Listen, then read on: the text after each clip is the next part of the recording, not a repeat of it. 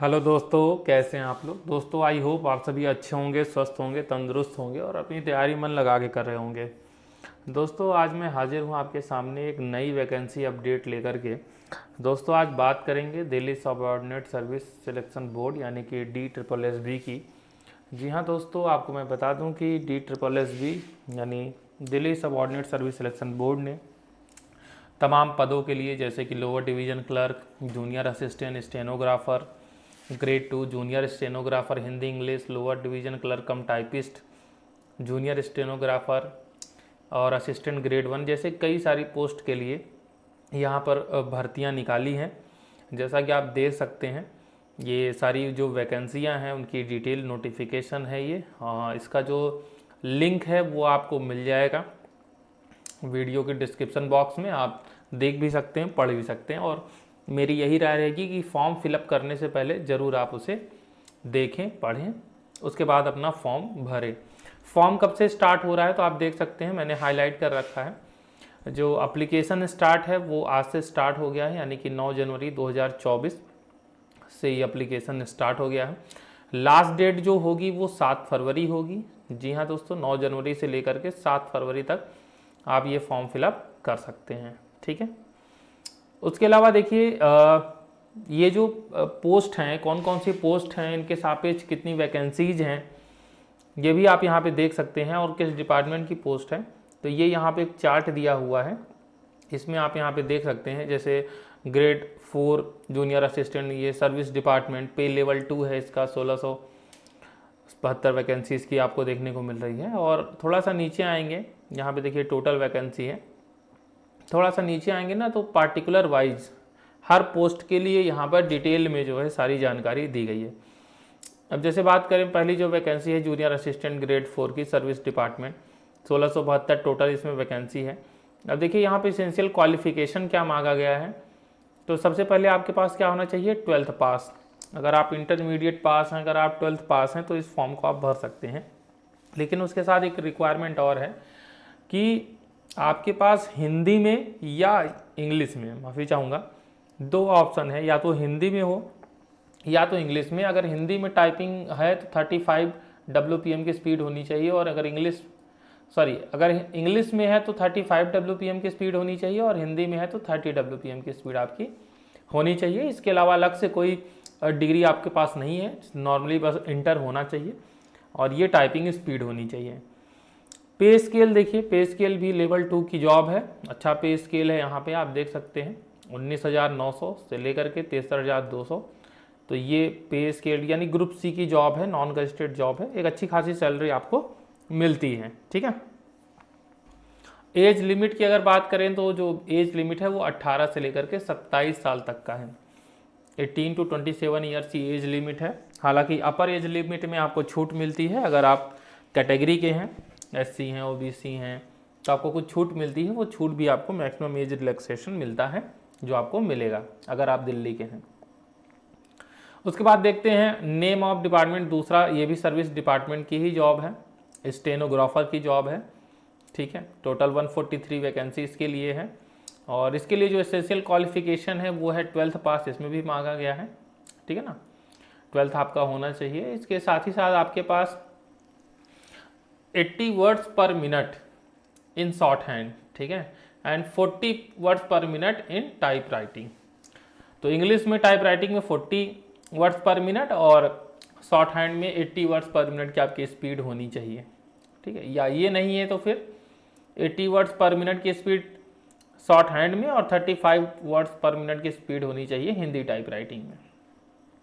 इसमें भी कोई एक्सपीरियंस या कोई अलग से डिग्री वगैरह नहीं मांगी गई है।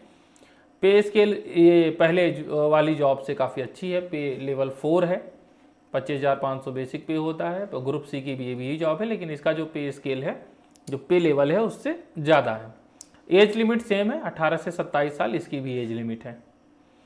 उसके बाद अगर हम आते हैं तो फिर हमारे पास एक पोस्ट है लोअर डिवीजन क्लर्क कम टाइपिस्ट, इंग्लिश हिंदी। ठीक है, क्लर्क और टाइपिस्ट। इसमें टोटल वैकेंसी 256 देखने को मिलती है। इसमें अगर इसेंशियल क्वालिफिकेशन की बात करें तो इसमें भी 12th पास ही मांगा गया है। इसके अलावा इसमें टाइपिंग स्पीड की जरूरत पड़ेगी, इंग्लिश में 35 वर्ड पर मिनट और हिंदी में 30 वर्ड पर मिनट, मतलब दोनों में से एक, दोनों नहीं, और दिया है तो दोनों में से एक, ठीक है ना, कंप्यूटर पे। इसके अलावा अलग से इसमें भी कोई एक्सपीरियंस, कोई डिग्री वगैरह नहीं मांगी गई है। ये भी पे लेवल 2 यानी 19,900 बेसिक पे वाली जॉब है, ग्रुप सी लेवल की जॉब है। एज लिमिट इसमें भी 18 से 27 साल मांगा गया है, ठीक है ना। इसके अलावा अगर हम बात करें Delhi urban shelter improvement board junior stenographer की पोस्ट यहाँ पे टोटल 20 पोस्ट है, ठीक है। और यहाँ पे आपको सीनियर सेकेंडरी सर्टिफिकेट यानी 12th पास होना चाहिए, ठीक है ना। और उसके अलावा प्रोफिशिएंसी हो शॉर्ट हैंड में, मतलब जो वही पीछे भी बात की गई ना, 80 वर्ड्स पर मिनट की स्पीड होनी चाहिए शॉर्ट हैंड में और 40 वर्ड पर मिनट की स्पीड होनी चाहिए इंग्लिश टाइपिंग में। डिजायरेबल क्या है कि प्रेफरेंस, डिजायरेबल का मतलब है तो अच्छा, नहीं है तो कोई बात नहीं। Preference to be given to such person who have acquired diploma in office management, अगर ऑफिस मैनेजमेंट सेक्रेटरियल प्रैक्टिस में कोई आपके पास डिप्लोमा है तो आपको प्रेफरेंस दिया जाएगा। पे लेवल 4 की जॉब है, 25,500 बेसिक पे। ग्रुप सी की ये भी जॉब है। यहाँ पे जो एज लिमिट है वो 18 से 30 साल है, ये चीज़ ध्यान दीजिएगा। ये जूनियर स्टेनोग्राफर में 18 से 30 साल है। अरे अगर कोई जनरल का है और उसकी एज 30 साल है तो भर सकता है। इसके अलावा देखें state council of educational research and training, यहाँ पे जूनियर असिस्टेंट के पोस्ट पे करीब 40 पदों के लिए निकला हुआ है। इसमें भी आपकी एसेंशियल क्वालिफिकेशन 12th पास है, और अगर इंग्लिश टाइपिंग है तो 35 वर्ड पर मिनट और हिंदी टाइपिंग है तो 30 वर्ड पर मिनट। इसके अलावा अदर से कोई डिग्री नहीं मांगी गई है।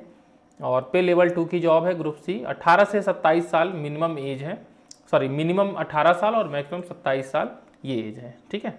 और ये आपका हो गया बेसिक पे सैलरी, ये हो गया पे स्केल। तो सारी चीज़ें यहाँ पे हैं, एक बार नोटिफिकेशन आप पढ़ दें। इसके अलावा फिर से देखिए अगर स्टेनोग्राफर देखें 14 पोस्ट है, और ये है state council of educational research and training department में। सेम इसमें भी वही सारी अच्छा इसमें एक डिजायरेबल में बेसिक नॉलेज ऑफ कंप्यूटर अगर आपके पास है तो अच्छी बात है, प्रेफरेंस मिलेगा। बाकी 12th पास हैं और शॉर्ट हैंड का अच्छा स्पीड है तो ज़रूर भरें। वो तो प्रैक्टिस के ऊपर है, जितना प्रैक्टिस करेंगे उतनी स्पीड आएगी। पे स्केल इसकी है पे लेवल 4 और 18 से 27 साल इसमें मिनिमम एज मांगी गई है। तो ज़्यादातर आप देख रहे हैं कि कम से कम आपके पास 12th पास होने चाहिए। अगर आप इंटरमीडिएट हैं और टाइपिंग में आपकी पकड़ अच्छी है तो आप ज़रूर फॉर्म भरें। अलग अलग डिपार्टमेंट में अलग अलग नंबर ऑफ पोस्ट है, जैसे यहाँ 30 पोस्ट है, सेम वही चीज़ें हैं। 18 से 27 साल ग्रुप सी की जॉब है, पे लेवल 2, ठीक है। तो इस तरीके से आप देखें, अब जैसे जूनियर स्टेनोग्राफर इंग्लिश यहाँ पे 2 पोस्ट निकली हुई है, सेम यहाँ पे भी वही क्वालिफिकेशन एलिजिबिलिटी मांगी गई है, सेम क्राइटेरिया है। तो इसी तरीके से आप देखेंगे तो ये मैंने आपको बता दिया कि अलग अलग डिपार्टमेंट में अलग अलग, सब में सेम ही है, 18 से 27 साल लगभग सब में सेम है। एक बार ये वीडियो के डिस्क्रिप्शन बॉक्स में मैं ये नोटिस चस्पा कर दूंगा, आप देख लीजिएगा, वहाँ से PDF लिंक ओपन करके ये एक बार आप पूरा पढ़ लीजिएगा, ठीक है। जो इम्पॉर्टेंट बात है वो मैं आपको यहाँ पे बता देता हूँ। फॉर्म फीस कितनी है? फॉर्म फीस बहुत ज़्यादा नहीं है, 100 रुपीज़ है, 100 रुपीज़ केवल फॉर्म फीस है। और इसके अलावा अगर कोई वुमेन कैंडिडेट है, ठीक है ना, या कोई SC ST का है, कोई PH कैंडिडेट है, तो फिर उसको कोई फीस नहीं देनी है, ये भी है, उसको फीस से छुटकारा दे दिया गया है। एग्जामिनेशन स्कीम जो सबसे इम्पॉर्टेंट है, देखिए आपका कंप्यूटर बेस्ड एग्जाम होगा, Tier 1 जिसको कहा जा रहा है, तो कंप्यूटर बेस्ड आपका एग्जाम होगा, 1 टियर एग्जाम होगा। किस किस पोस्ट के लिए? Lower division clerk, junior assistant stenographer, ये जो पोस्ट है। अब ये जो एग्जाम होगा आपका 2 घंटे का होगा, इंपॉर्टेंट ये है 2 घंटे का एग्जाम होगा। 200 क्वेश्चन आएंगे और 200 नंबर, यानी एक क्वेश्चन सही करेंगे तो 1 नंबर मिलेगा। सिलेबस क्या होगा? देखिए जनरल अवेयरनेस ये आएगा 35 क्वेश्चन, 35 मार्क्स का, ठीक है। इसके बाद मेंटल एबिलिटी एंड रीजनिंग भी आपकी आएगी 35 मार्क्स और 35 question. Numerical ability, data interpretation, math आपका आएगा, ये भी 35 आएगा। Test of Hindi language 35 question इसके भी आपको देखने को मिलेंगे।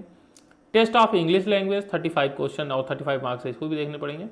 और ये थोड़ी सी जो कंप्यूटर की, इंटरनेट की बेसिक नॉलेज है, सोशल मीडिया, MS ऑफिस की, ये आपको 25 मार्क्स यानी 25 क्वेश्चन देखने को मिलेंगे। तो 4 segment, 35 number general awareness, 35 number math, 35 number reasoning और 35 नंबर हिंदी, 35 नंबर आपको इंग्लिश, ठीक है। तो ये 35 में ये डिवाइड है, टोटल 5 पार्ट्स। और उसके बाद जो 25 मार्क्स है वो आपको मतलब टोटल 6 पार्ट में डिवाइड है, 6 भाग में डिवाइड है। तो इनके लिए आपको एक अच्छी तैयारी करनी पड़ेगी। आपका जीएस भी अच्छा होना चाहिए, मैथ भी अच्छा होना चाहिए, रीजनिंग भी अच्छा होना चाहिए। अच्छा, आपको थोड़ी स्पीड भी चाहिए होगी, क्योंकि 2 घंटे का ही समय है, क्वेश्चन है 200 मैक्सिमम आपको अटेम्प्ट करना है।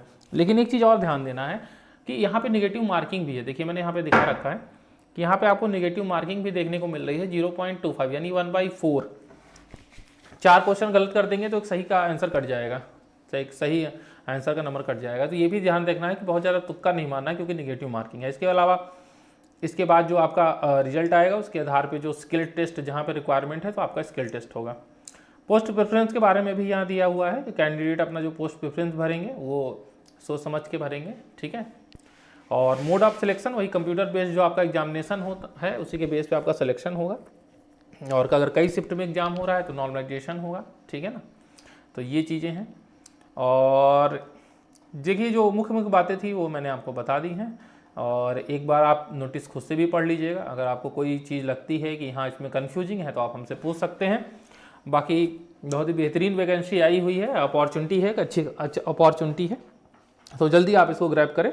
फॉर्म आपके भरने स्टार्ट हो गए हैं, एप्लीकेशन स्टार्ट हो गया, तो अपना फॉर्म जितनी जल्दी हो सके भरें और अपनी तैयारी स्टार्ट कर दें। एक काम साथ में और कर दें, इस वीडियो को लाइक ज़रूर कर दें। हमारे चैनल को सब्सक्राइब अगर अभी तक नहीं किया है तो ज़रूर कर दें, और ज़्यादा से ज़्यादा लोगों तक शेयर कर दें। कमेंट बॉक्स खुला हुआ है, जो भी समस्या है, कन्फ्यूजन है, आप पूछ सकते हैं। मिलते हैं अगले अपडेट में, तब तक के लिए धन्यवाद।